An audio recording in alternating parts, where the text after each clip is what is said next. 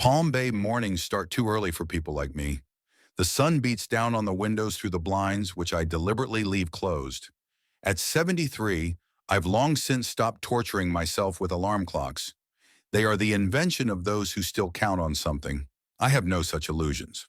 My house on Hampton Avenue, a three-bedroom, one-story bungalow with a faded ochre facade, is a perfect reflection of its owner. We both look thoroughly shabby, but inside we're still functional. At least that's how I console myself. I slip the cotton shirt on, buttoning the buttons on the third try. My fingers aren't the same anymore, and neither are a lot of other things. I adjust the belt of my pants, absent-mindedly running it over my flat stomach. At least it didn't fail. I've always watched my weight, even when there was nothing left of life but whiskey and work lunches. Breakfast is a ritual. I brew my coffee in an old geyser coffee maker that is older than some of the walls in this house. Mary, my wife, brought it over. Ex-wife, 44 years ago, when there was still room in our lives to travel together. The terrace overlooks a neat but simple backyard. I don't mow the lawn myself now. A guy comes in on Wednesdays, a Latino guy with an unusually quiet trimmer and an even quieter personality. I like that. At my age, you appreciate someone who doesn't pester you with questions. The palm trees on the horizon sway in the light breeze off the Atlantic. They remind me why I chose this corner of Florida for my retirement. Though I didn't move here for the scenery, of course, I moved here because of Helen, or rather away from her. My daughter has lived in Palm Bay for 16 years. I moved here 8 years ago when I finally retired. We didn't discuss my move. Just one day the realtor showed me this house and I agreed without haggling. It was 23 blocks from her house. Close enough to be considered living in the same city, and far enough away to see each other once a year, if not less. Helen is 43 years old. She was born when I was just beginning my career in investment consulting. I remember the first 5 years of her life vaguely.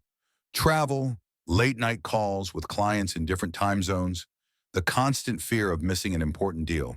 I remember her first day of school because I was an hour late, and Mary screamed for a long time while Helen sat silently in the car, rubbing her brand new backpack. When she was 13, I missed her performance at the school concert. She played the violin. Mary recorded it on videotape. I promised to watch it but never found the time. The tape is probably still in boxes in the attic somewhere. At 18, Helen went to a university in another state. I paid her tuition and thought that was enough. We called each other on holidays. After graduation, she moved back to Florida, but not home. She rented an apartment with some friends, got a job at a law firm. Mary left me when Helen was 24. "You lost your daughter," she said then, "and now you've lost me too. Congratulations on your successful investment, James." I shrug, as if those words are ringing in my ears again. It's funny. I didn't realize what she meant at the time. I guess I do now, but it doesn't matter anymore. The phone on the terrace vibrates. An incoming call from Fred Thompson, my former colleague, one of the few people I keep in touch with. We play golf sometimes on Sundays. Or rather, I watch him play, but I can barely get from hole to hole. "James, are you still asleep, you old geezer?" Fred's voice sounds more awake than it should at 8 in the morning. "I wish. What are you doing up so early? Look, weren't you invited?" Fred sounds genuinely surprised. "Where?" "To your grandson's wedding, of course. Brenda and I got the invitation yesterday. Very classy card, by the way. June 22nd, Lake House Country Club. I thought you were going to be the guest of honor." I feel something cold spreading inside of me. That's not a grudge. For resentment, you have to count on something first. "The mail must be late," I answer in a steady voice. "Alex must have sent an invitation." Alex is my only grandson, Helen's son from her first marriage to some artist she met in college. The marriage lasted 3 years. I've seen this guy twice. At the wedding and at the signing of the divorce papers, where I was invited to be a financial advisor, the only professional favor my daughter ever asked of me. "Right, that's probably it." Fred doesn't sound very convinced. "Anyway, you're going, aren't you? They say the bride is the daughter of some big Miami real estate developer." "Of course I'm going," I hear myself say, as if from outside. "It's my grandson's wedding." We talk about golf and the weather for a while, then I hang up. I sit, staring at my coffee, which has managed to get cold. The wedding. Alex is 24 now. I've seen him for how many times? maybe 10 times in my life. The last time was 3 years ago, when he stopped by to say hello after he got his bachelor's degree. The visit lasted 17 minutes, I clocked it. He politely declined tea, informed me that he was applying for a job with a technology company, and left, citing other business. I finish my iced coffee. I dial Helen's number, but immediately hang up. What am I going to ask? Why wasn't I invited to my grandson's wedding? The answer is obvious. I was a lousy father and became a lousy grandfather. Instead, I opened my laptop, an old but reliable MacBook, the last gift from the company before I retired. I type Alex Burns engagement Palm Bay into the search. Burns being Helen's last name after her second marriage. To my surprise, the search comes up with results. The local newspaper ran a story 3 months ago about the engagement of rising star of tech startup Alex Burns and Sarah Richmond, daughter of a prominent Miami real estate developer. There's even a photo, my grandson, tall with my eyes and his mother's chin, embracing a petite blonde with an open smile. They stand against the ocean, the sunset illuminating their silhouettes. They look happy. Fred's right. The wedding is in 2 weeks, and by the looks of it, I really didn't get an invitation. I close my laptop and walk out into the yard. The swimming pool, which I monitor with the same diligence I once kept track of my investment portfolios, glistens in the morning light. The water is clear, the bottom perfectly clean. I lower myself onto a chaise lounge chair and stare out at the water surface. The surface is motionless, not a single ripple, just like my life in recent years. Alex's birthday comes to mind. It was his 7th birthday, I think. It was a rare occasion when I showed up at a family celebration. I brought an expensive radio-controlled airplane as a gift, the kind I had dreamed of as a child. I handed it over, watching the reaction. Alex thanked me politely, but there was disappointment in his eyes. Later I learned that he was interested in dinosaurs and asked for a tent for digging. How was I supposed to know? I'd seen him before 2 years ago. That evening, Helen found me in the kitchen as I was pouring myself a whiskey. "You know," she said quietly, "if you just once asked what he liked instead of what would impress the other parents." I snapped something about ingratitude and expensive gifts. She shook her head and walked out. We never revisited it again. Now, sitting by the pool, I realize moments like this put together are the reason why my invitation got lost in the non-existent mail. The house seems too big for one person. 3 bedrooms, a master bedroom, a guest room that no one uses, and a small study where I keep papers and sometimes read. A kitchen with an island in the middle that I never cook on. A living room with a fireplace that hasn't been lit once in 8 years. I bought this house because it fit the status of a successful retiree. Now I realize it's just empty. Empty like most of my life. In the bedroom closet is an old shoebox of photos. I pull it out every few years. Today must be that day. There aren't many photos. I've never been sentimental. Mary's wedding. We're both young. She in a simple white dress, me in a suit sewn for my first award. Helen as a child. The first day of school, the same day I was late. Helen as a teenager, angular, insecure, with long dark hair gathered in a ponytail. Mary insisted on a professional photo shoot when her daughter turned 16. Helen's graduation. She's in her gown and cap. I'm standing next to her, a palpable distance between us. Her wedding, her first, me leading my daughter down the aisle, her looking ahead, not at me. There are only 3 pictures with Alex, the newborn in Helen's arms, the 7-year-old, that birthday with the airplane, and the high school graduation shot of me standing on the side as if I'd accidentally walked into the frame. I put the box back where it belongs. My head starts to hurt, not from the memories, from the realization of their scarcity. A car horn sounds outside. Consuelo, the woman who comes to clean twice a week, has arrived. I don't want to see anyone right now, so I grab my car keys and walk out the back door. I get into my Lincoln sedan, old but well-maintained, like everything else in my life, driving with no purpose, just to get moving. The streets of Palm Bay are familiar to the last corner. I drive past the supermarket where I shop, past the golf course where I sometimes meet Fred, past the park where young moms with strollers and older couples holding hands walk. Before I know it, I'm on the street where Helen lives. I pull up a block away from her house. It's a two-story townhouse with a small front garden. Helen's car, a blue Volvo, is in the driveway, so she's home. Maybe she works remotely. She's legal counsel for some corporation now. I sit in the car, drumming my fingers on the steering wheel. I wasn't invited, but can't I just stop by? Ask about the wedding? Ask if everything's okay with the arrangements. Offer to help? That's ridiculous. What can I offer? Money? I have plenty, but Helen never took a dime out of college. Advice? What advice can a man who destroyed his own family give? I start the car and drive away without getting out. In the rearview mirror, Helen's house shrinks until it disappears altogether, like most of the important moments in my daughter's life that I wasn't present for. Back at home, I catch Consuelo finishing cleaning up. She nods at me as she continues to wipe down the kitchen surfaces. We hardly speak at all. The perfect relationship. So, Mr. Holder, she suddenly turns to me as I pour myself some water.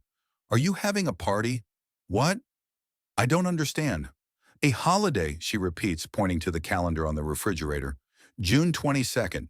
You've marked it in red. I look at the calendar. Indeed, the date is circled in red marker. Alex's wedding date. I don't remember doing that. Yeah, I answer after a pause. A family celebration.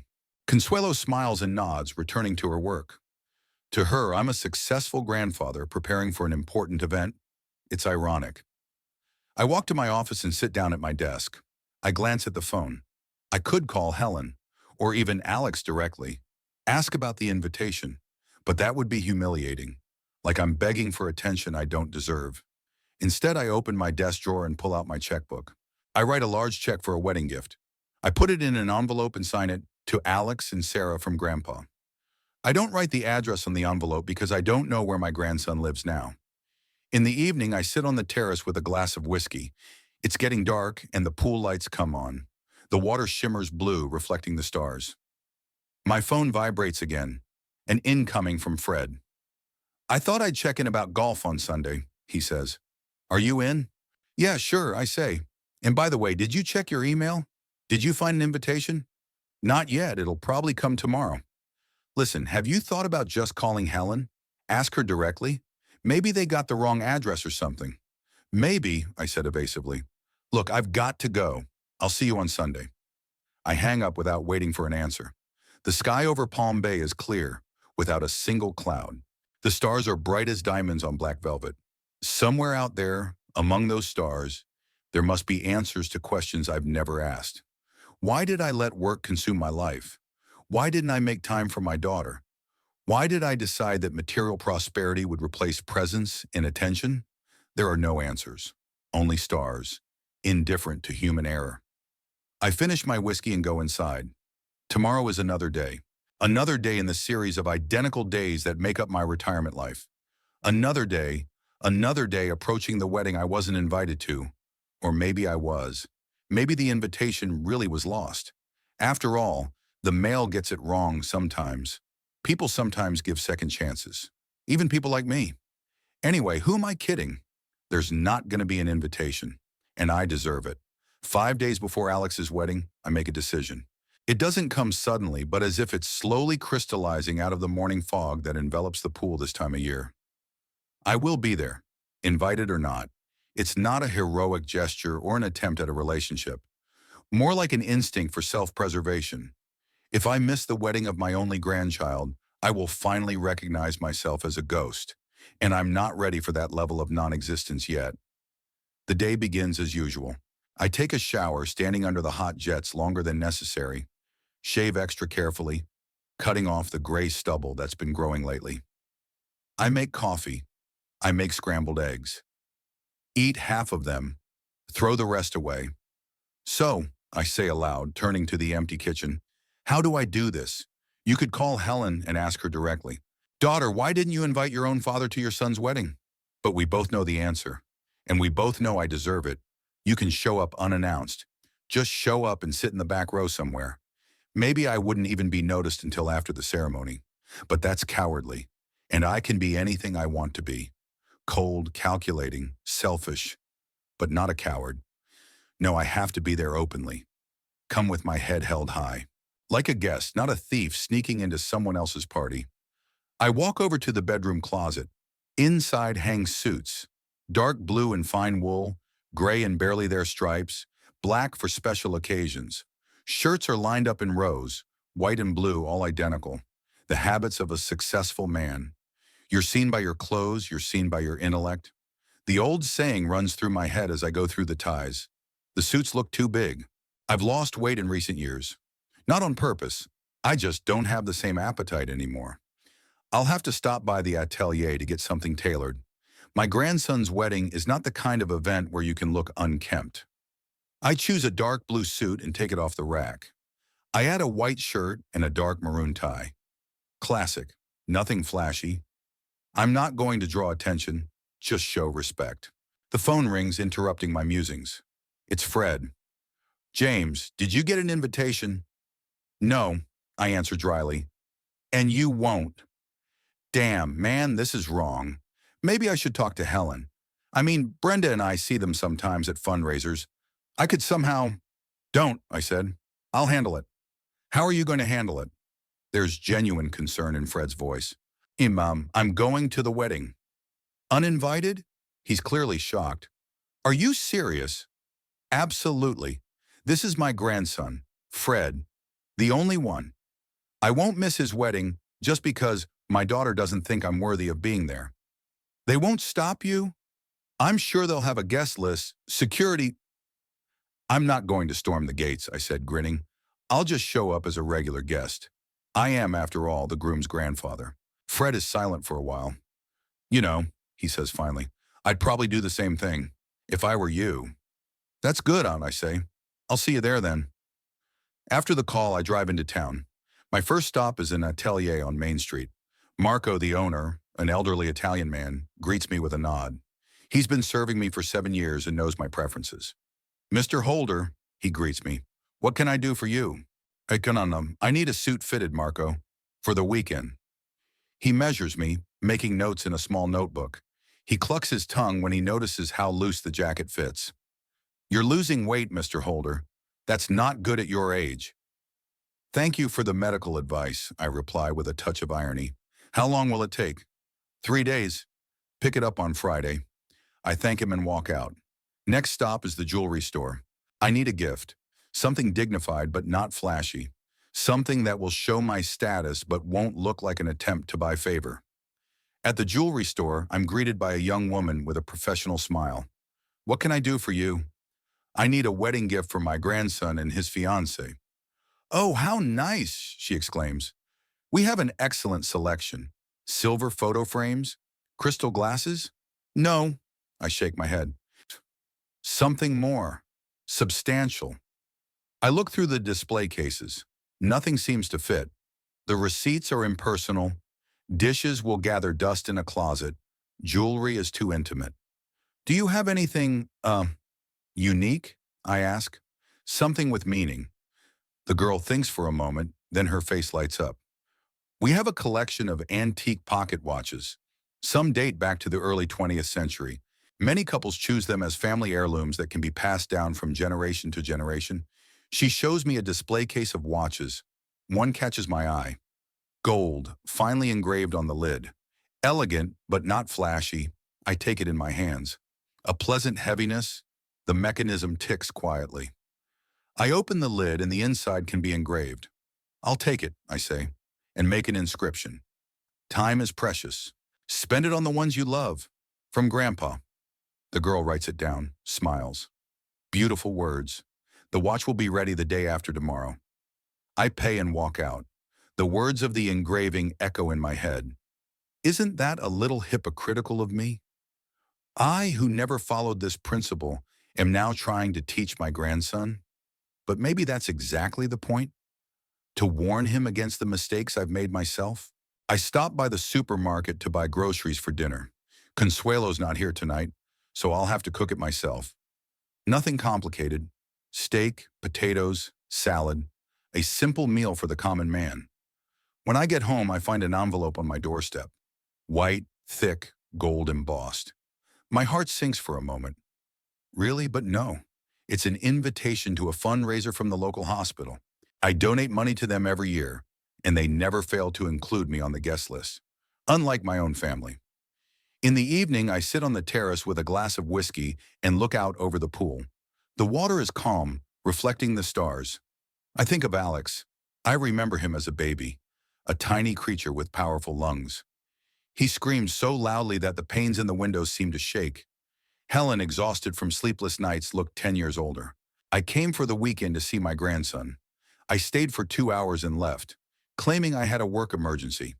In fact, I just couldn't stand the screaming and the smell of baby powder. The next time I saw him was when he was 3.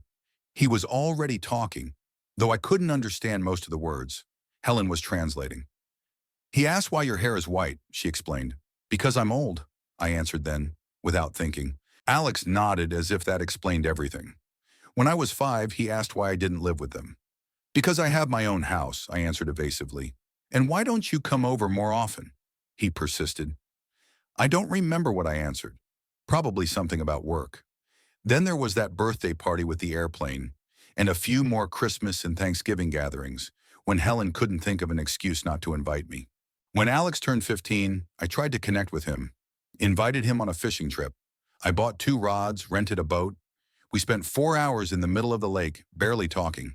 He sat staring at his phone. I was in my head. We didn't catch a single fish. After graduation, I offered to pay his college tuition. Helen refused, said she and her husband could manage on their own. I insisted on opening a trust account in Alex's name. She reluctantly agreed. As far as I know, the account has remained untouched. The last time he visited 3 years ago, I tried to ask him about his future plans. He gave me a one-word answer. Computers, programming, startup. No details, no enthusiasm for talking to me. And now he's getting married. My grandson is a grown man starting his own family. And I'm an outsider who wasn't invited to share in the moment. But I'm coming anyway. Because I have to see it with my own eyes. I have to be there.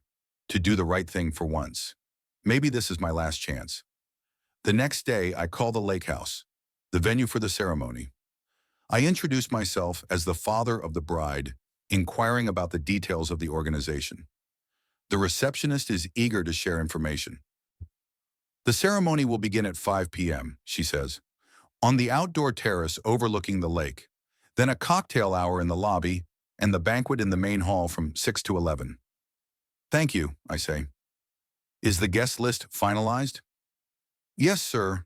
The seats have been assigned according to the wishes of the newlyweds. And the security? Standard for an event of this caliber. They'll be checking invitations at the door. I thank you and hang up.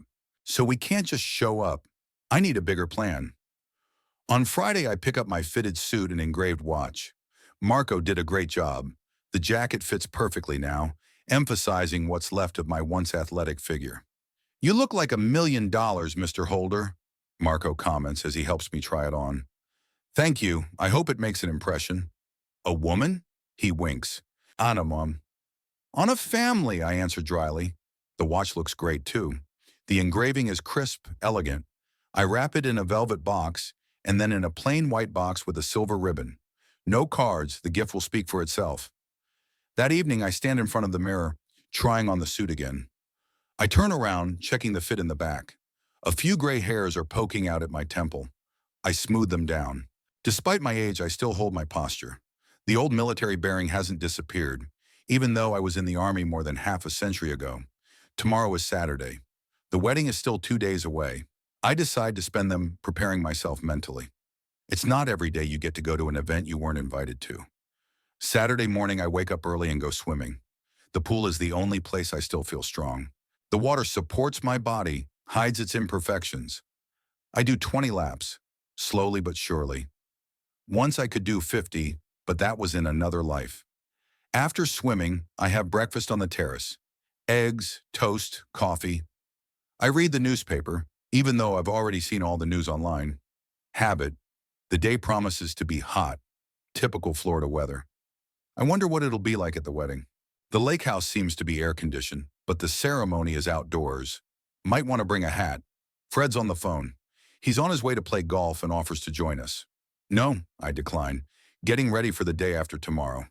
What are your plans, or he asks. Nothing in particular, just mentally tuning up.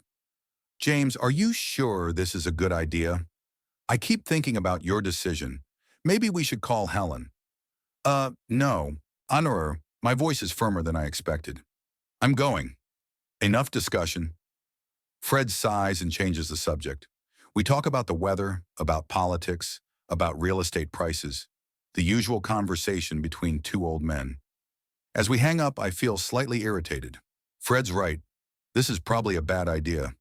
But there are times in life when you have to do what you have to do, not what's right. In the evening, I sit with my whiskey on the terrace again. The sky is clear.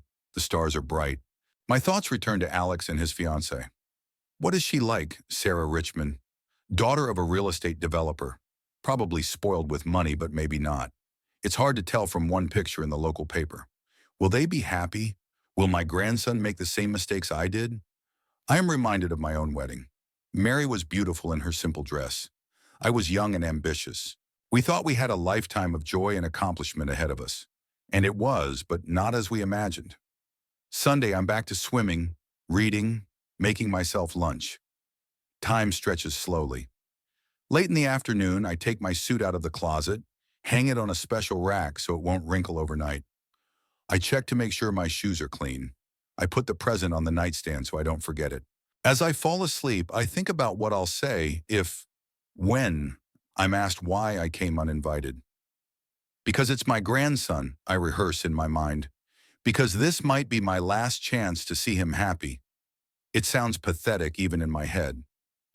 The morning of the wedding day begins with a thunderstorm. It's rare for Florida in June, but clouds cover the sky and rain drums on the roof. I step out on the patio with a cup of coffee, watching the drops crashing on the surface of the pool. Is this a bad sign or a good sign? Rain for a wedding is lucky, they say. Probably only if you're invited, though. By noon, the sky clears.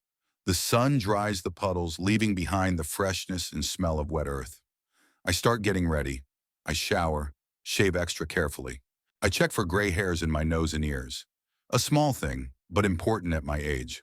I dress slowly, methodically. Fresh underwear, socks, pants, fit perfectly after the fitting, shirt, crisp from the starch, tie, Windsor knot, just like my father taught me, jacket, the final touch. I look in the mirror. An older man with a straight back and a sharp gaze stares back at me from the reflection. His gray hair is neatly styled. Wrinkles cut across his face, especially around his eyes and mouth. But I don't look pathetic. It's important. I take the gift. I check my keys, my wallet. Everything's in place. The time is 2 p.m., 3 hours to the ceremony. I need to leave early, given Sunday traffic and the need to find a way in. I leave the house, locking the door carefully. I get in the car. The lake house is a half-hour drive from Palm Bay, on the shores of a picturesque lake. I went there a few times for business lunches when I was still working. I start the engine. It's weird to drive to an event you weren't invited to, but I can't see any other way. It's either that or lose forever the chance to be a part of my only grandchild's life. As I pull into the street, I check myself in the rearview mirror, straighten my back. I adjust my tie. James Holder is on his way to the wedding, I say out loud, as if to confirm. And I pull out of the car, heading toward the unknown. The driveway to the lake house reminds me of old Southern movies, a driveway with oak trees covered in Spanish moss. It was once a private estate, now a fashionable venue for celebrations. Outside the car window, the trees flicker. The lake glimmers between them. A water surface of dark turquoise color, not a single wave. I turn to the main parking lot, already filled with expensive cars. BMWs, Lexuses, a couple of Teslas. The level of guests is impressive. My car's not out of place. A nice Lincoln sedan, a conservative choice for a man of my age and position. I park a little farther away, as if already anticipating that I will have to leave quickly. The clock on the dashboard reads 4:30. The ceremony is still half an hour away, but the guests are already arriving. Men in summer suits, women in pastel dresses. Everyone looks relaxed, happy, invited. I take my gift and get out of the car, checking my reflection in the glass one last time. The suit fits perfectly. I keep a straight face. Despite my age, I look dignified, maybe even imposing. A young woman with a clipboard stands at the main entrance, obviously checking invitations. Several couples are already lined up in front of her. I slow my step, considering my options. I could say I forgot the invitation, or that I'm the groom's grandfather. Wouldn't a first-degree relative be allowed in? But something tells me Helen's got that covered. I walk around the side of the building, looking for another entrance. Around the corner, I find a door with a sign that says staff only. I try the handle. It's locked. I keep walking. Along the building stretches a terrace overlooking the lake. There are rows of white chairs, and at the end of it is an archway covered with flowers, a stage for the ceremony. I'm heading back to the main entrance. Wouldn't it be easier to go directly? Walk up and say, I'm James Holder, Helen's father, Alex's grandfather. But then I spot her. Helen's standing at the entrance talking to the girl checking invitations. My daughter looks elegant in a blue dress with a short cape. Her hair is gathered into an elaborate updo, minimal makeup.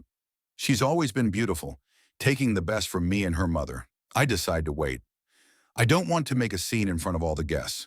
I go to the bench under the oak tree, sit down, pretending to check my phone. I watch what's going on. The guests keep arriving. Families with children, elderly couples, groups of young people. Apparently Alex's friends. Everyone passes the girl with the clipboard, all getting a smile and a nod. Helen finally goes inside. I wait another 5 minutes, then stand up and walk resolutely towards the entrance. Good afternoon, I address the girl at the entrance. James Holder. I'm the groom's grandfather. She runs her eyes down the list, frowning. I'm sorry, sir. I don't see your name on the guest list. Do you have an invitation? I'm afraid not. There must have been a mistake. I'm sure Alex wanted me at his wedding. The girl looks unsure. I seize the moment. Perhaps you could call Helen Burns? That's my daughter, the groom's mother. She'll confirm that I should be here. The girl nods, picks up the walkie-talkie and says something quietly. A few minutes later, Helen appears in the doorway. She freezes when she sees me, then walks over quickly. Dad, what are you doing here? I'm here for my grandson's wedding. Isn't it obvious? Helen turns pale, then takes my arm and pulls me aside, away from the girl with the clipboard. You're not on the guest list, she says quietly but firmly. I noticed, I nod. The invitation must have gotten lost. No, Helen looks me straight in the eye. It's not lost. You weren't invited. I expected that, but I still feel a stab of pain. It's one thing to suspect, but it's another to hear it straight. Why? Are you really asking me that? There's bitterness in her voice. After everything? After you missed half of Alex's life? After you didn't even call when he got his first job? Didn't congratulate him on his engagement? I mean, I didn't know about the engagement until I read it in the paper. That I'm waiting for them to call, not calling because I don't want to impose. But that sounds like an excuse, and I'm too old for excuses. I'm here now, I say instead, and I want to see my grandson get married. It's too late, Dad. Helen shakes her head. It's always too late. You can't just show up and expect to be welcomed with open arms. I don't expect a hug, just a seat in the back row. No, her tone leaves no room for argument. Alex specifically asked me not to invite you. It's his day and I'm not gonna let you ruin it. Alex asked me not to invite you. This hurts more than I expected. It's one thing for a daughter to forget or be careless, but it's quite another for a grandson to make a conscious decision. Okay, I try to keep my voice steady. I understand, but why don't you give him this? I hold out the gift to her, a white box with a silver ribbon. Helen looks at it without holding out her hand. What is it? Just a present. It's nothing special. She takes the box reluctantly, holding it as if it might explode. I'll pass it on, she says finally. Now please leave. The ceremony will start soon. I nod and turn to leave, but something stops me. Stubbornness? Pride? Or a simple unwillingness to give up so easily? You know, I say, turning to Helen again. I realize I was a terrible father, and probably a grandfather too. But I'm here, and I'm going to stay. Helen looks at me with a look of surprise that quickly changes to anger. You're not on the list. You're not invited. This is a private event. I'll be standing over there. I point toward the lawn framing the terrace. I won't get in the way. I'll just watch from a distance. I'll call security, she threatens. Call the police if you want, I replied calmly. Tell them a 73-year-old man is trying to see his only grandson's wedding. We'll see how it looks. We stand looking at each other. Two stubborn people bound by blood but separated by decades of resentment and misunderstanding. I see in her eyes a reflection of my own, the same stubbornness, the same unwillingness to give in. Okay, she says at last, stay wherever you want. Just stay away from the guests and away from Alex. She turns and walks away quickly, taking my gift with her. I stare after her, feeling a strange mixture of victory and defeat. I'm allowed to stay, technically, but I'm still a stranger at this celebration of life. I walk to the designated spot on the lawn. From here I can clearly see the terrace with rows of chairs. The guests are already taking their seats. The musicians in the corner are tuning their instruments. Everyone is preparing for the big moment. Directly in front of me is a small garden of roses. I stand behind a bush that partially hides me from the guests but doesn't block my view. I feel like a spy on my own property, funny and sad at the same time. Time passes. The sun is slowly sinking towards the horizon, coloring the lake in orange hues. The perfect time for wedding photos. I look around, looking for Alex, but he's nowhere to be seen yet. He must be waiting somewhere inside the building, getting ready for the ceremony. Finally, the musicians begin to play. Not the traditional wedding march, but something modern but melodic. The guests stand up. Alex walks down the aisle between the rows, accompanied by his best man, a tall young man in the same black suit. My grandson looks mature, confident. I see in his features my own, the line of his chin, the cut of his eyes, but his smile is his mother's. They reach the archway and stop. The priest, or whoever it is that conducts these modern ceremonies, appears. A tall woman in a strict suit with some official regalia. The music changes. Now it's really something like a wedding march. The guests stand up again and turn toward the beginning of the aisle. And there she is, the bride, Sarah, in a white dress with open shoulders and a long train. She is led by a middle-aged man with a neat beard. Must be her father. She has blonde hair pulled back in an elegant style, in an open smile. I suddenly feel a lump in my throat. The sentimentality of an old man, or just the realization that life goes on despite my mistakes? My grandson is creating a new family, and I'm barely a part of that picture. Sarah and her father walk slowly down the aisle. The guests smile, some women wipe away tears. It's a moment of pure joy, and I'm glad I can see it, even standing behind a rose bush as an uninvited guest. They reach the archway. Sarah's father kisses her on the cheek and gives her hand to Alex. It's a touching moment of transmission. I wonder what the man is feeling right now. Pride, sadness, all of the above. The ceremony begins. I don't hear the words, but I see Alex and Sarah standing, holding hands, looking into each other's eyes. They look happy, in love, like Mary and I used to be. For a moment, Sarah looks in my direction.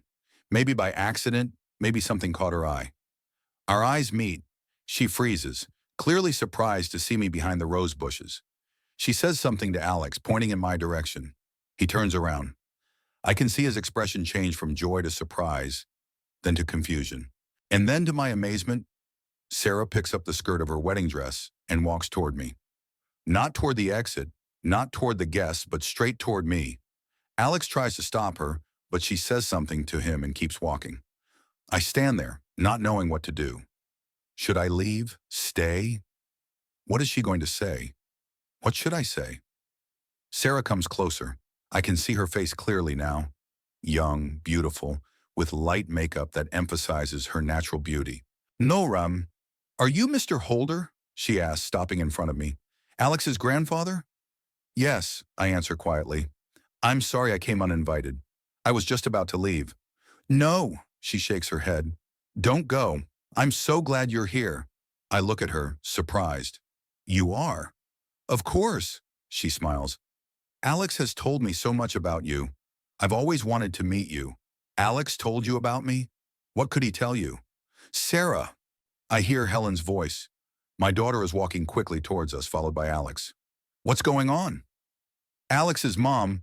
Sarah turns to her. Why didn't you tell me Grandpa was here? This is such a wonderful surprise. Helen stops next to us. Her face is white as chalk. He wasn't invited, Sarah, she says tensely. There's been a misunderstanding. A misunderstanding? Sarah looks puzzled. But it's Alex's grandfather. How could he not be invited? There's an awkward silence. Alex stands next to Sarah, looking at me and his mother. Helen looks like she's about to faint. It's a long story, Alex finally says. We're not very close. But he's here, Sarah insists. That means he cares.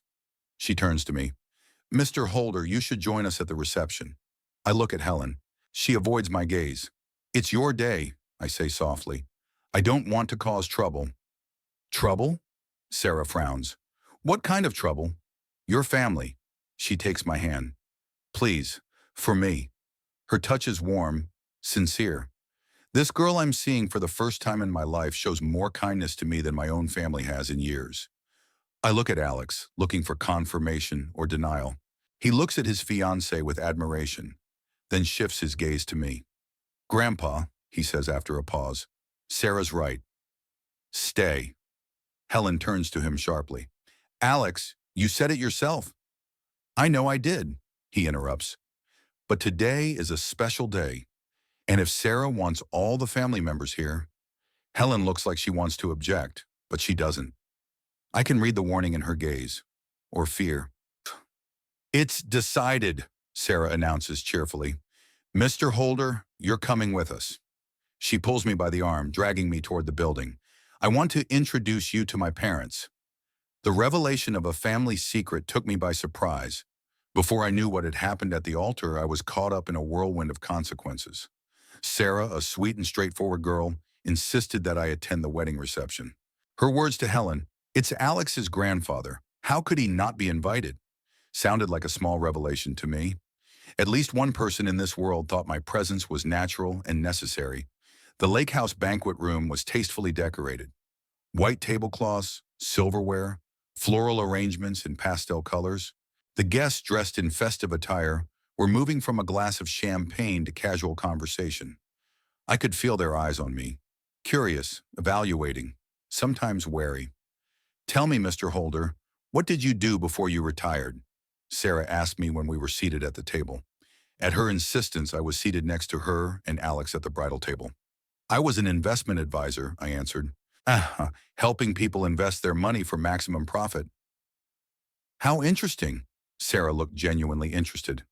My father is also involved in finance. He's a real estate developer, building commercial real estate in Miami. I nodded, avoiding looking in the direction of my fiance's father.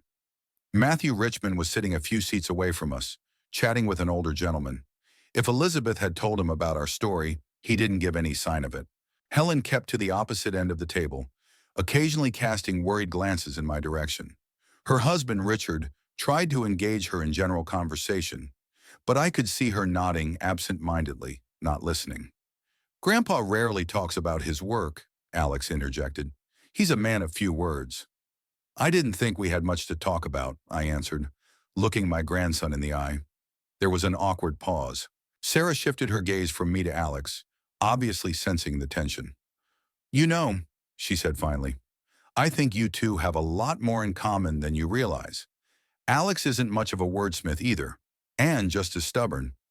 I'm not stubborn, Alex and I said at the same time, and then we looked at each other and, to my surprise, both smiled. You see, Sarah laughed, I knew you two would hit it off. The waiters started serving the first courses. I was grateful for this break, which allowed me to collect my thoughts. Everything had happened too fast, from total isolation to a seat at the bridal table, from loneliness to family celebration. I watched Alex furtively. He had grown into a handsome, confident young man. Did I see myself in him? Yes, there was definitely something. The line of his chin, the cut of his eyes. But there was also a lot of Helen in his expression, his gestures, his demeanor. After dessert, the dancing began. Alex and Sarah opened them with the traditional waltz of the newlyweds. They moved harmoniously, looking into each other's eyes with such tenderness that it made me uncomfortable to watch, as if I were peeking at something very private. They make a handsome couple, don't they? Came a voice from beside me. I turned around and saw Matthew Richmond. Sarah's father was holding a glass of whiskey and watching the newlyweds dance. Very much so, I agreed, inwardly tensing. It's interesting how life sometimes arranges meetings, don't you think? Matthew shifted his gaze to me. There was a question in his eyes. It's curious, I answered cautiously. How long have you known Sarah and Alex together? About a year. They met at a conference on technology startups. Sarah works for a pharmaceutical company, developing applications for tracking medications. Alex is doing something related to artificial intelligence. Matthew paused. I didn't immediately recognize the last name Burns. Holder, on the other hand. I remembered it well. I didn't know what to say. Did Matthew know about my history with Elizabeth? And if so, how much? Interim. My ex-wife, Elizabeth, he continued without waiting for an answer, never spoke of you, but when I mentioned the name Holder at dinner a few months ago, she dropped her wine glass. That reaction makes you wonder, doesn't it? We knew each other a long time ago, I said carefully, in another life, and now our children had linked our lives together. Matthew shook his head. Son, fate has a peculiar sense of humor. Mr. Holder, can I talk to you for a minute? Helen came up to us. She looked pale, her lips pressed into a thin line. Matthew nodded at me and stepped back, leaving us alone. Helen immediately grabbed my elbow and almost forcefully led me toward the terrace exit. What's going on? I asked when we were away from the guests, on an empty terrace overlooking the lake. That's exactly what I wanted to ask you. There was tension in her voice. I saw you with Matthew. What did you talk about? What did you tell him? Nothing that could hurt, I answered, surprised by her reaction. We just exchanged pleasantries. Courtesies? Helen almost laughed, but it sounded more like a sob. Do you realize what you're risking? What we're all risking? What are you talking about? Your affair with Elizabeth Clark 25 years ago, she hissed. About the fact that Sarah could be your illegitimate daughter, which means Alex married his. Helen stammered, unable to say it out loud. I felt the blood rush from my face. Is it possible? Was Sarah really my daughter? I tried to remember the chronology, to match the dates. It's impossible, I said at last. Elizabeth and I, it was long before Sarah was born. Many years. Are you sure? Helen fixed her gaze on me. You're absolutely sure? You know your mother left you because of your infidelity.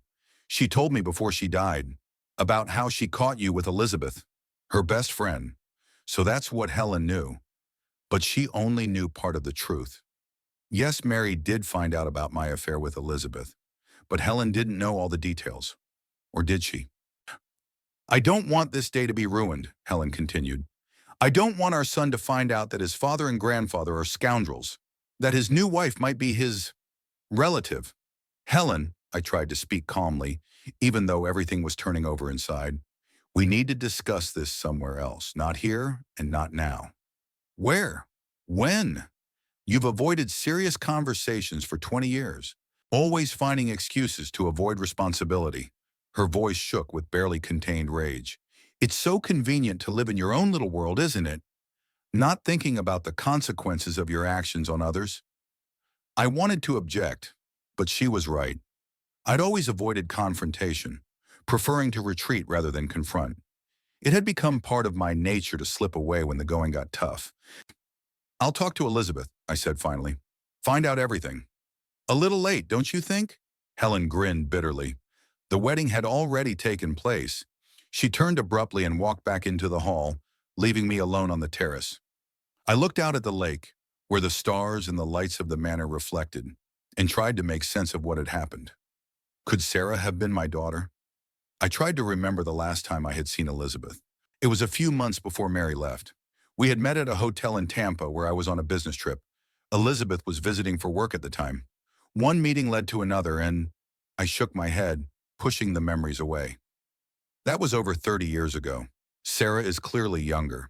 She's about 25, which means she was born around. I did some quick math.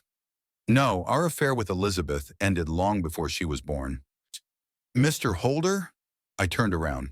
Standing in the terrace doorway was Alex, my grandson, in his wedding suit, a look of mild bewilderment on his face. Is everything okay? Mom looked upset when she returned. Everything's fine, I replied, trying to smile. Just family talk. Yeah, our family specializes in awkward conversations. He came closer and stood next to me at the railing.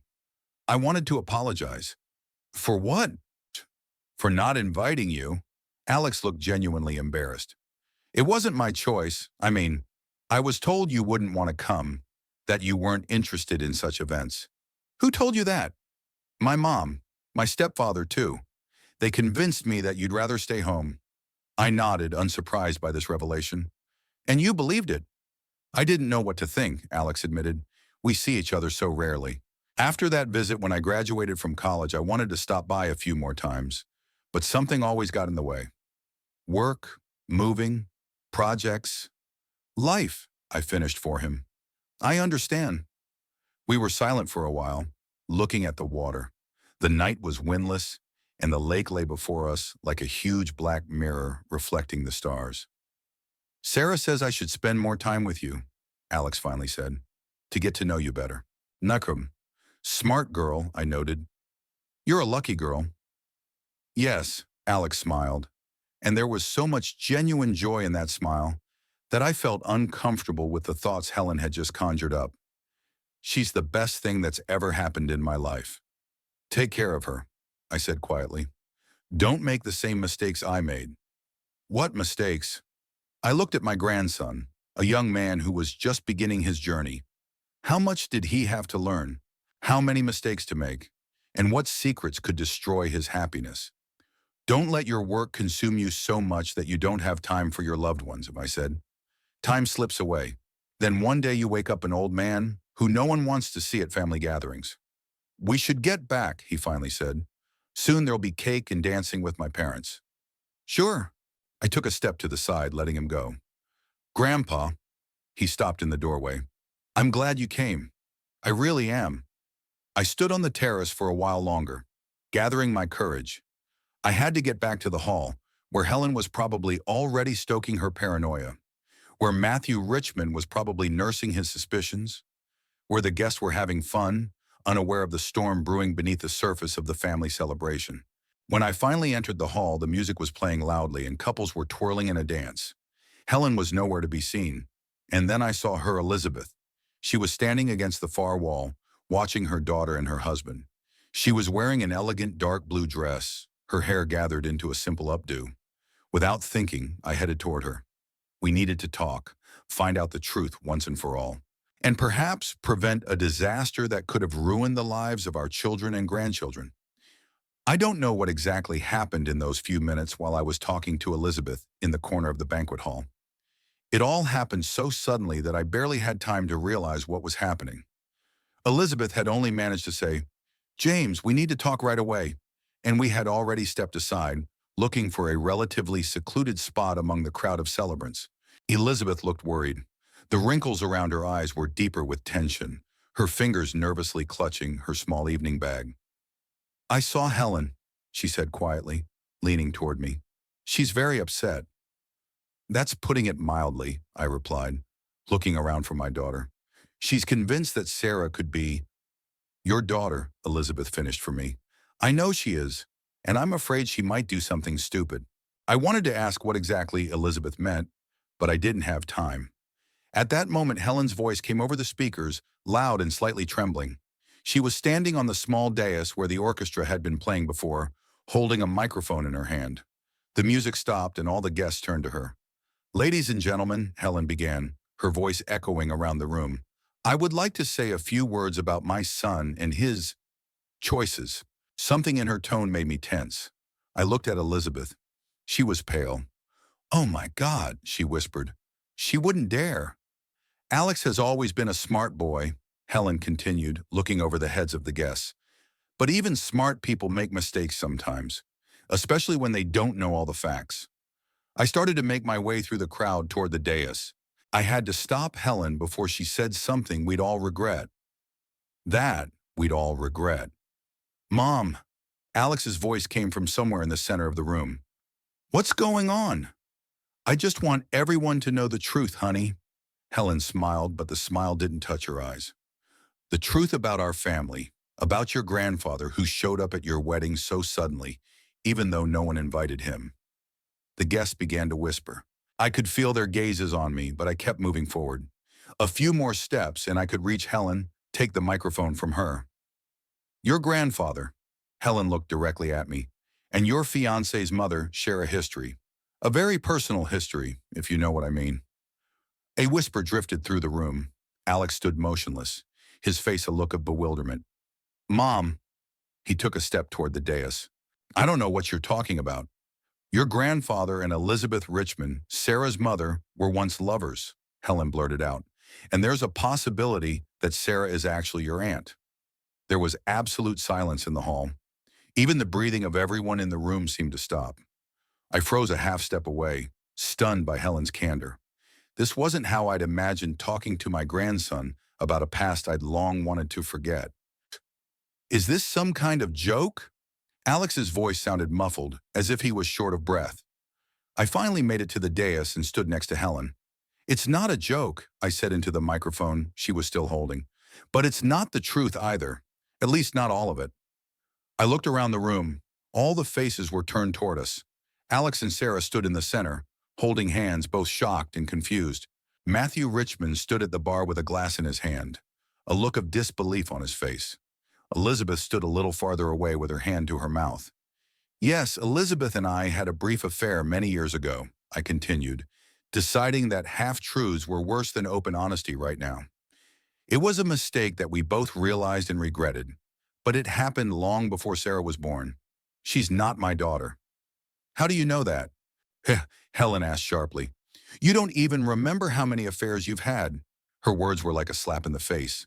I saw Alex flinch as Sarah gripped his hand tighter. Helen, I turned to my daughter, no longer paying attention to the microphone or the audience. You're not hurting me, you're hurting your son and his wife. Think about that. I'm thinking about my son's future. Helen was almost screaming. In knowing that you could ruin his life like you once ruined mine. At that moment, Elizabeth came up to us. She looked collected and determined, despite her pallor. May I say something? She held out her hand for the microphone. Helen reluctantly handed it over. I understand your fears, Helen, Elizabeth began calmly, and your pain too. But the facts are these. Sarah was born many years after I met your father. Her father is Matthew Richmond, my ex-husband. There's no doubt about that. Why should I believe you? Helen asked, but in a quieter voice, as if the energy of her anger was beginning to wear off. Because I give you my word, Elizabeth looked her straight in the eye, like a mother who wants her child to be happy too. I noticed Matthew Richmond moving toward us across the hall. His face was grim, but collected. Helen, Elizabeth continued, I know we have hurt you, and your mother too. Believe me, I've lived with that guilt all my life, but it's not worth carrying that pain to the next generation. The room was so quiet, you could hear the whirring of the ventilation system. The guests froze like statues, afraid to move lest they break the tense atmosphere. Mom! Alex's voice broke the silence. He climbed the dais and stood next to Helen. That's enough, please. Helen looked at her son and her face softened. I saw tears glisten in her eyes. I just wanted to protect you, she said quietly. I know, Alex put his arm around her shoulders gently.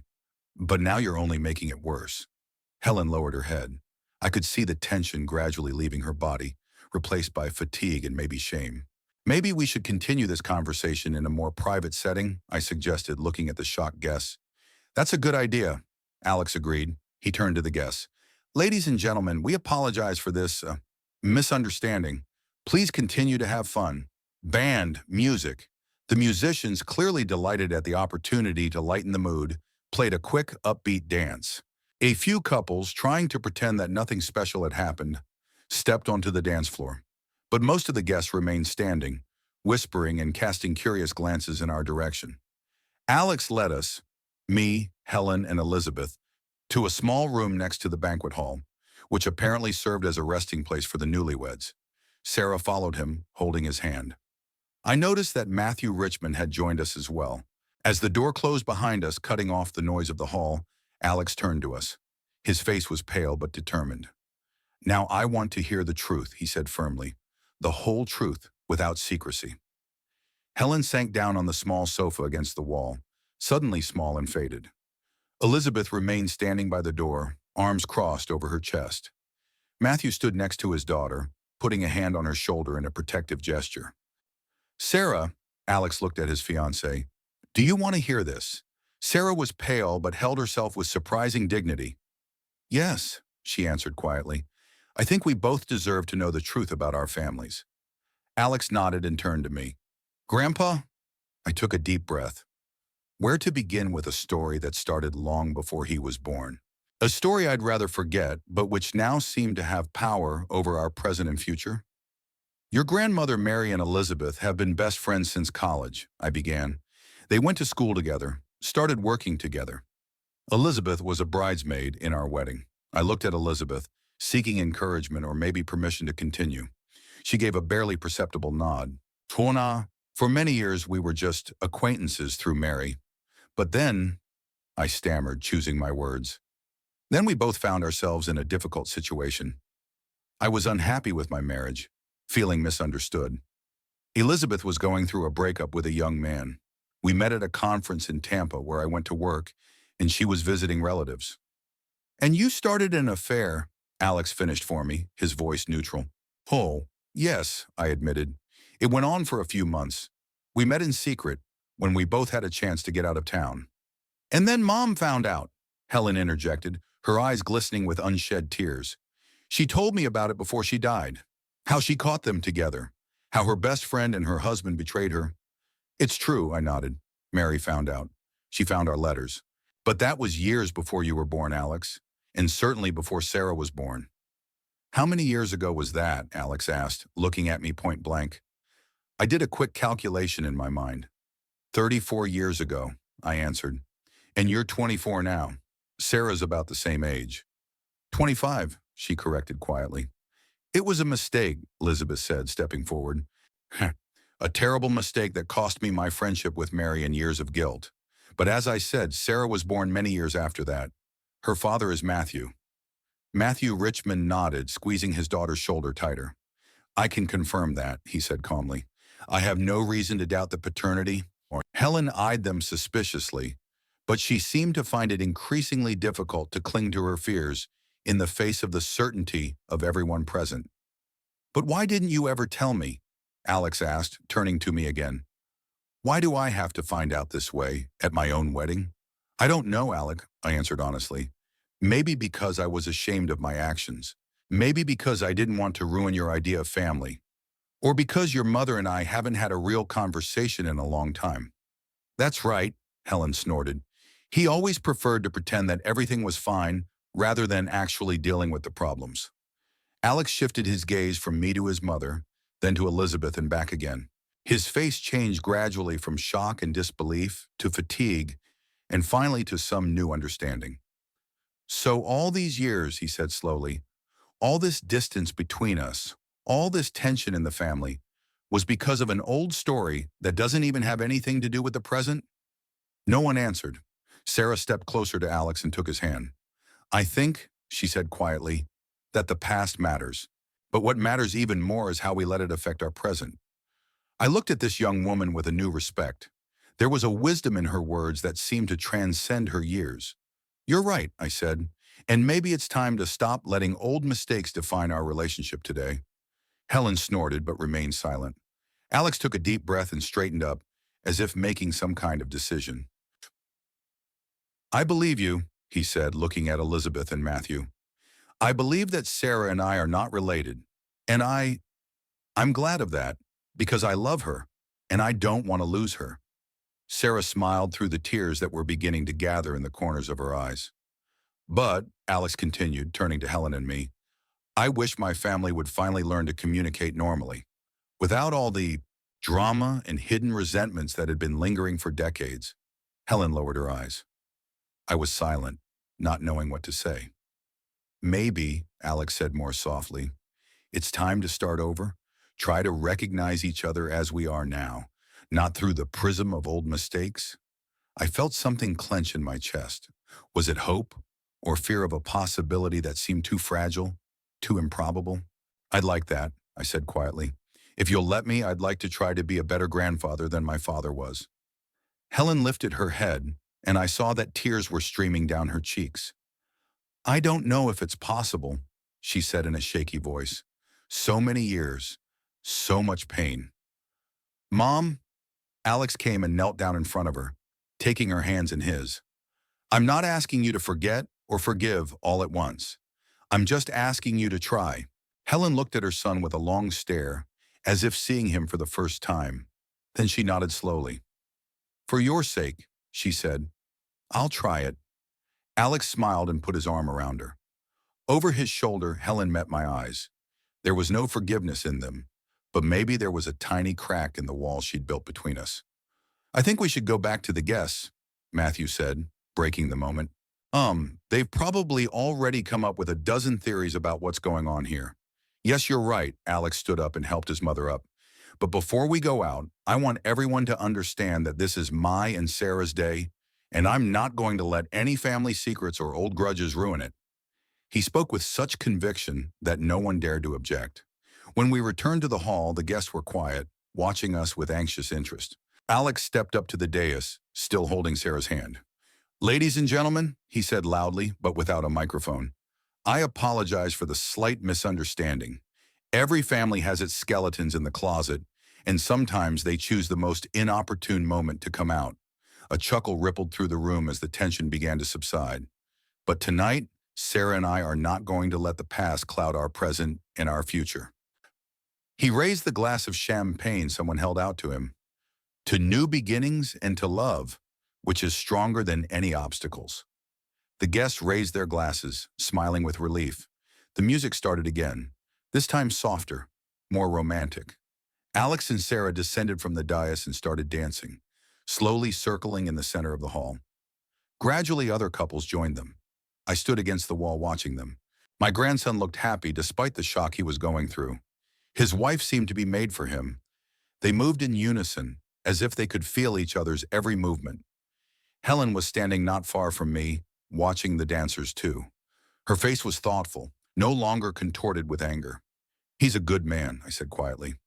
Better than I was at his age. Helen cast a quick glance at me.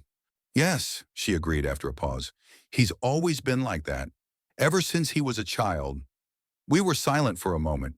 It was strange to stand so close to my daughter and not feel a wave of coldness or anger coming from her. I don't know if I can ever forgive you, she said finally. For Mom. For all these years. I understand, I replied. I'm not asking for forgiveness. It's just maybe a chance to get to know Alex better, to be a part of his life, if only from a distance. Helen didn't answer, but she didn't leave. We stood side by side watching our grandson and his wife twirl to the music, and for a brief moment I thought that maybe not all was lost. It was 2 weeks after Alex and Sarah's wedding. I sat on my terrace with a cup of coffee, watching the familiar morning scene, the sun slowly rising over the neighbors' rooftops, casting long shadows across my neatly mowed lawn. The pool glistened in the morning rays, the water as still as glass. Nothing had changed in this landscape, but everything had changed in me. On the table in front of me was the envelope that had been delivered last night, white, official, with the medical lab logo in the upper left corner. I hadn't opened it yet, though I knew what was inside. The results of the genetic test Elizabeth and I had agreed to do at Alex and Sarah's request. After that scandal at the wedding reception, Alex had said he believed us, but wanted to be absolutely sure so that no one would have any doubts. Especially Helen, who despite all our reassurances, continued to look at us with suspicion. Elizabeth agreed without hesitation. So did I. We both realized how important it was to dispel that terrible specter of doubt. I took the envelope, weighing it in my hand. It was light but seemed heavy from the responsibility it carried. The contents of this envelope would either confirm our words or... I didn't want to think of the other possibility. I couldn't even allow the thought that Sarah could be my daughter. It would be too horrible for all of us, especially for two young people who were just beginning their journey together. Finally, I opened the envelope and unfolded the sheet of paper with the results. I read slowly, trying to understand the scientific language, but the main conclusion was bolded at the end of the document. Probability of paternity, 0.01%. I exhaled with relief. Negative. The test confirmed what Elizabeth and I had been saying all along. Sarah is not my daughter, She and I are not related by blood. This meant that Alex and Sarah could be together without a shadow of horrible suspicion. Their marriage wasn't marred by unwitting incest. At least in this, I hadn't ruined my grandson's life. I set the papers aside and reached for the phone. I needed to break the news to Alex. We'd agreed that the lab would send the results to both Elizabeth and me, and we'd tell the young ones ourselves. I assumed Elizabeth had already called her daughter. Now it was my turn. Alex's number was one of the few I kept on my contact list. I rarely called him, mostly for birthdays and Christmas and not every year. But now, after everything that had happened, I felt a strange urge to talk to him more often, to get to know him better. It was probably a senseless old man's desire to make up for lost time when it was too late. Alex answered after the third dial tone. "Grandpa?" I could hear the surprise in his voice. Of course, I rarely called him, especially this early in the day. "Good morning, Alex," I said, trying to keep my voice casual. "Antoine, I'm sorry for calling early, but I thought you'd want to know as soon as possible. The test results are in." There was silence on the other end of the line. I could imagine him tensing up, preparing for the news that could change his life. "E?" he finally asked. "Negative. No kinship between me and Sarah. It's just like we talked about." I heard his long exhale of relief. "Thank you," he said quietly. Thank you for calling right away." Sarah's mother was supposed to get the results too. Had she spoken to her daughter yet? Yes, just now. Sarah was crying with relief. I nodded, though he couldn't see the gesture. "I understand. It's been a hard ordeal for both of you." "Yeah," Alex agreed. "The last 2 weeks haven't been the easiest, but now we can breathe freely." We didn't talk for a while. I didn't know what else to say. I wanted to ask about his plans, about how he and Sarah were settling in after the wedding, but I wasn't sure I had the right to ask. Our relationship was too formal, too damaged by years of estrangement. "Listen, Grandpa," Alex said suddenly. "I'd like to meet you the other day, to talk." That took me by surprise. "Sure," I answered. "When is convenient for you?" "Maybe this Saturday. I could come over to your place if you don't mind." "I'd be glad to," I said, and it was true. "Come over for lunch if you want. I can cook something." "Okay," he said, a slight smile in his voice. "But don't bother with complicated dishes. I'm not picky." After the call, I sat on the terrace for a long time, thinking about this unexpected invitation. What did Alex want to discuss? Perhaps he wanted more explanations about my past, about my relationship with Elizabeth. Or more likely, he wanted to clarify the boundaries of our future relationship. Maybe he felt it was his duty to try to connect with my grandfather, even if it was more out of a sense of obligation than a genuine desire. Either way, I had a few days to prepare for this conversation, and perhaps prepare the house for the arrival of a guest. I looked around with a critical eye. The house was clean. Consuelo came twice a week, but impersonal. There were no family photos, no personal items that usually filled the homes where families lived. Just the books in the study and the old vinyl I sometimes listened to in the evenings. The home of a lonely man, not the dwelling of a loving grandfather. I spent the rest of the week getting the house in order and thinking about Alex's upcoming visit. I even made a trip to the supermarket and bought groceries for lunch, choosing a recipe that wasn't too complicated but impressive enough. Steak with mushroom sauce and potato gratin, a dish I didn't cook often but could do well. Saturday morning I woke up early, feeling a strange excitement I hadn't felt in years. I drank my coffee, looked over the morning paper, then got down to the preparations. I wanted everything to be perfect, even though I realized the futility of the effort. A perfect meal couldn't make up for the decades of absence from my grandson's life. Alex arrived at noon sharp. When I opened the door, I was surprised to see him not alone, but with Sarah. She was standing next to him, holding his hand, and smiling at me a little nervously. "I hope you don't mind that I brought Sarah," Alex said, noticing my surprised look. "We thought it would be better if we all talked together." "Of course I don't mind," I replied, stepping back to let them pass. "It's good to see you both." "Come on in." They entered the house and I led them into the living room. Sarah looked around with interest, examining my collection of books on the shelves. "You have a beautiful home, Mr. Holder," she said. "So peaceful." "Thank you," I smiled. "And please call me James." Mr. Holder sounds too formal for family. She nodded, but I noticed her cast a quick glance at Alex, as if testing his reaction. He smiled slightly at her, as if approving. I made dinner, I said. It's nothing fancy, but I hope you like it. You're cooking. Alex looked surprised. I didn't know. Not often, I admitted, but I can do some dishes. We went to the dining room, where I had already set a table for three. When we sat down, I felt a strange awkwardness. Dinner with my grandson and his wife was something new, unfamiliar. I didn't know what to talk about, how to behave. So, I began, after I had put the food on the plates. You wanted to talk? Alex looked over to Sarah, and she gave him a slight nod. Yes, he said, turning to me. We've been thinking a lot these past 2 weeks about what happened at the wedding, about what we learned about our family.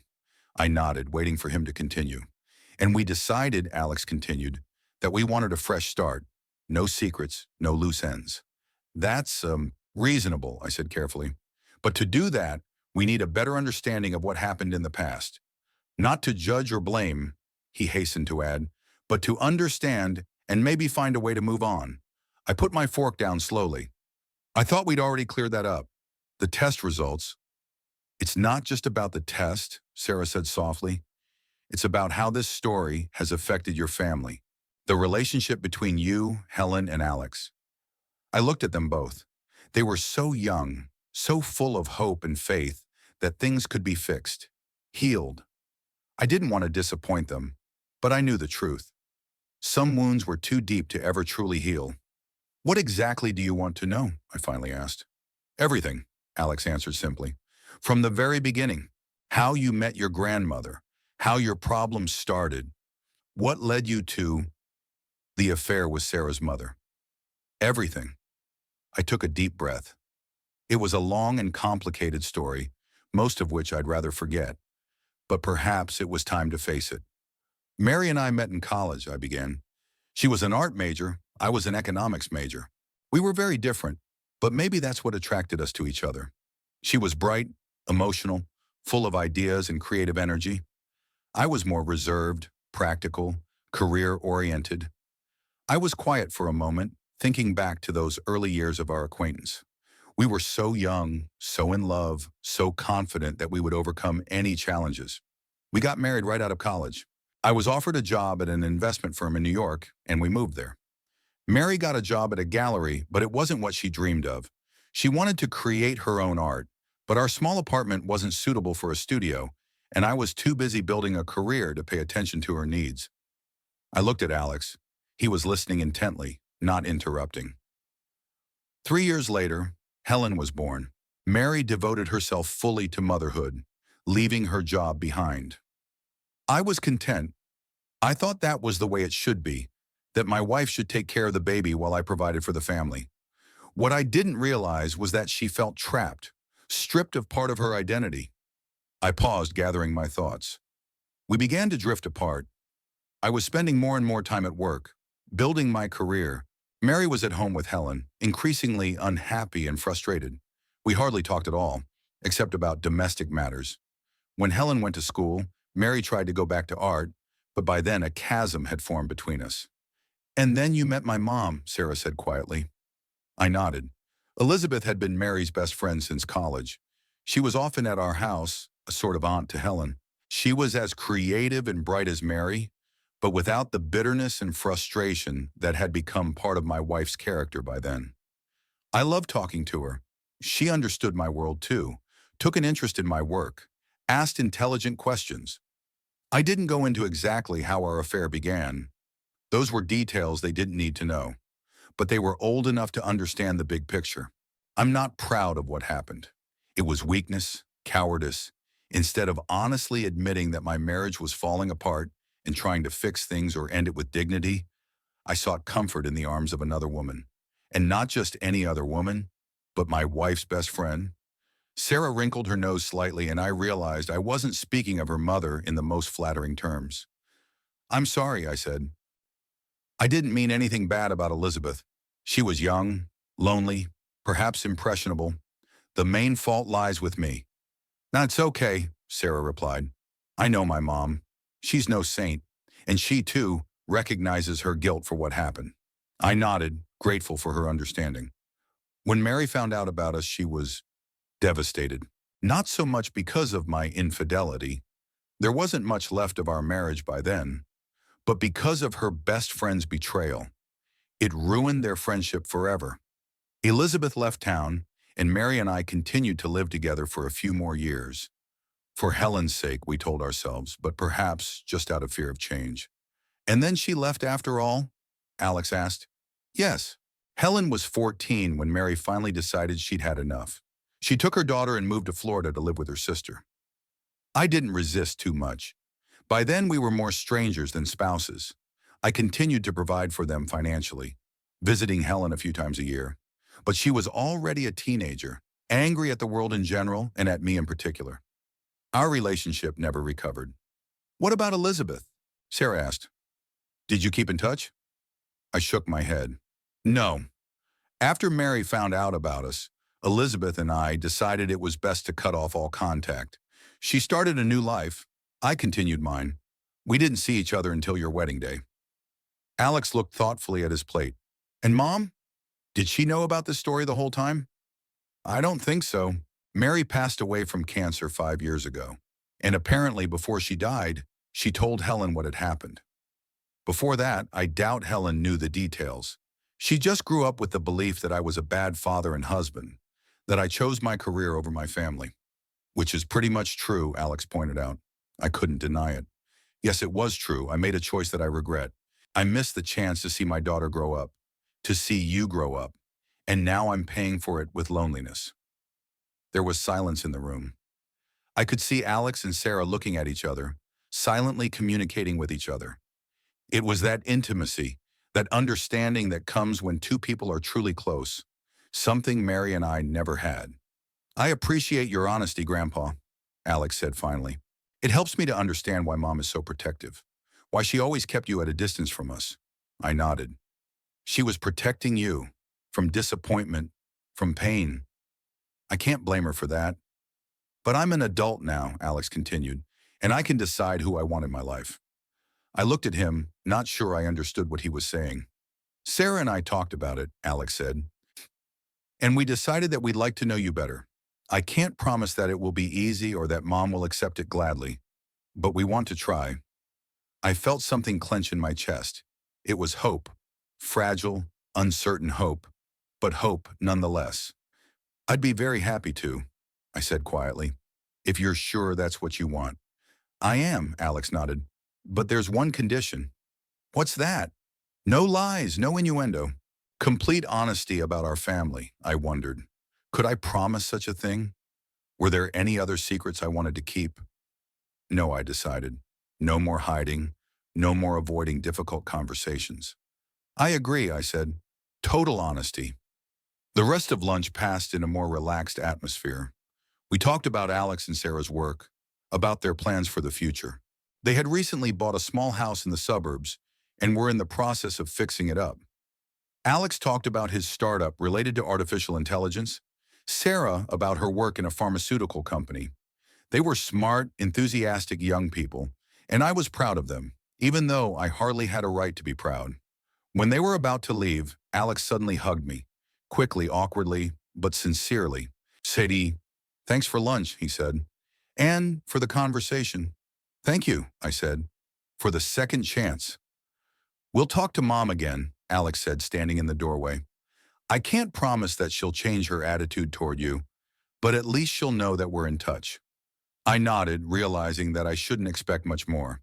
Helen had every reason to keep me at a distance, and I wasn't expecting forgiveness or reconciliation, but maybe we could find a way to coexist peacefully for the sake of Alex and his new family. After they left, I sat on the patio, looking out at my immaculate pool, the one the kids or grandkids never swim in.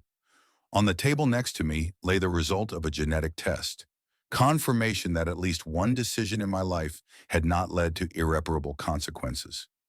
I thought of Elizabeth, whom I hadn't seen since my wedding day. I wondered if she was in touch with Sarah. Does she know about our conversation with Alex? I could get her number from Sarah, call her. But why? Our story ended a long time ago, and there's no point in dredging up the past. Some bridges are burned forever, and we need to accept that. I thought of Helen, my daughter, whom I lost long before I realized the value of family. Would she ever be able to look at me without bitterness? I doubted it. Some grudges are too deep to forget or forgive. All I could do was respect her feelings and not invade her life any more than she would allow. And I thought about Alex and Sarah, about their young family, about their future. Maybe through them, I could right at least a small part of the wrongs I'd done. Not atone for them, I knew some things couldn't be atoned for, but at least do something right at the end of a long life full of bad decisions.